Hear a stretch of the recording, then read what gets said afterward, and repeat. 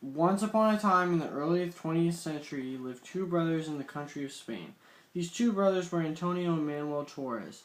Antonio and Manuel always had differing views, and therefore they had many conflicts. Antonio, who was 2 years older than Manuel, always won the fights.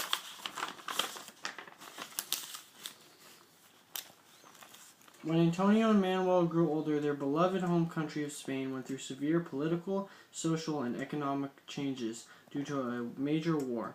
Spain fortunately did not take sides in World War I. However, it engaged in its own war with Morocco. The war occurred because the Moroccans tried to fight back when the Spanish tried to take control over them.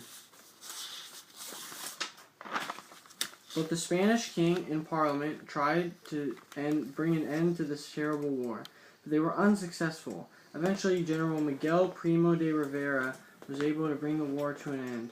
However, Primo de Rivera ruled as a dictator. Therefore, neither Antonio nor Manuel were pleased with these results.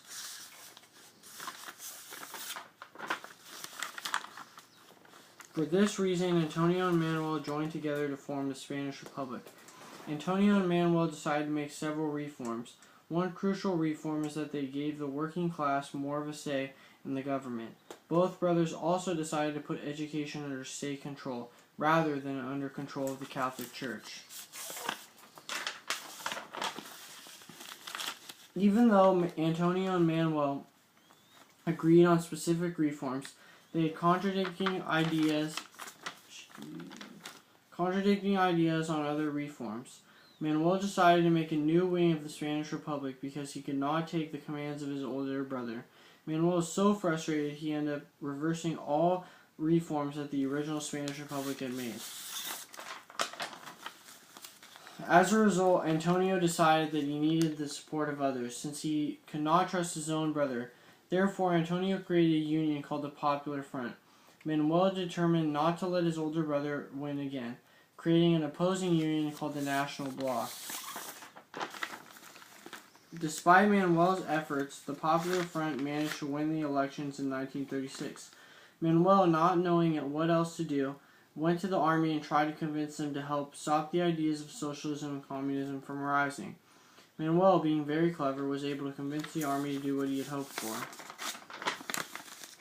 Manuel knew he had to find a strong leader in order to make the revolt of the armies successful. He knew just the person, his best friend's uncle. His name was General Francisco Franco, and he was the commander of the Spanish army in Morocco. Manuel made General Francisco Franco the leader to fight for the National Bloc. Soon, General Francisco Franco started making his own decisions. He created a fascist military dictatorship. This dictatorship only ruled over a part of Spain. Manuel knew this was not what he wanted, because he did not like dictatorships. However, he also knew that he was powerless against Franco.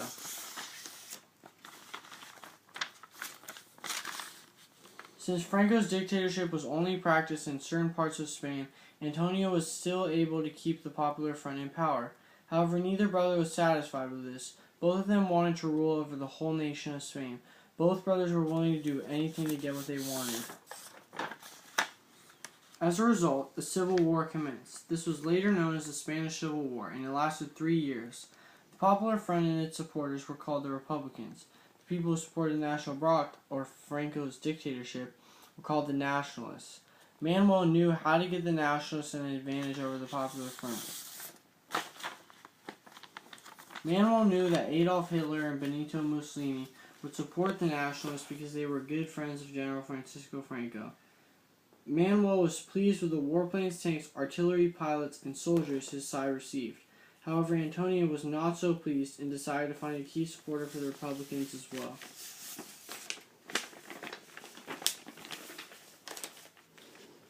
Antonio was frustrated because he could not find a key figure to support the Republicans.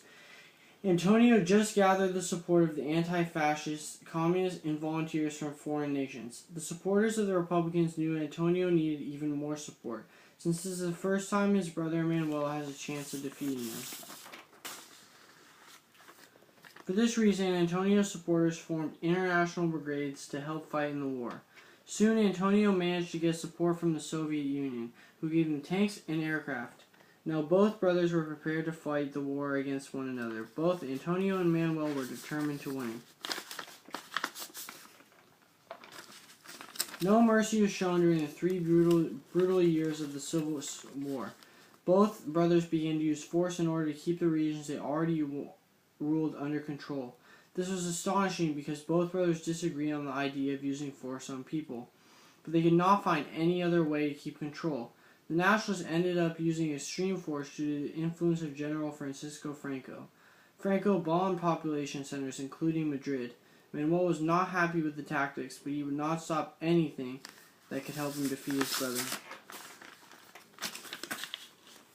Extreme force actually gave the Nationalists another advantage over the Republicans. The Republicans could not compete with the Nationalist army. On March 1939, the Nationalists attained control over Madrid. Antonio, this being his first time defeated, could not take the shame. He therefore fled to France and took his whole Union supporters along with him. Manuel could not be more pleased with the fact that he was finally able to defeat his brother. Manuel was finally a victor.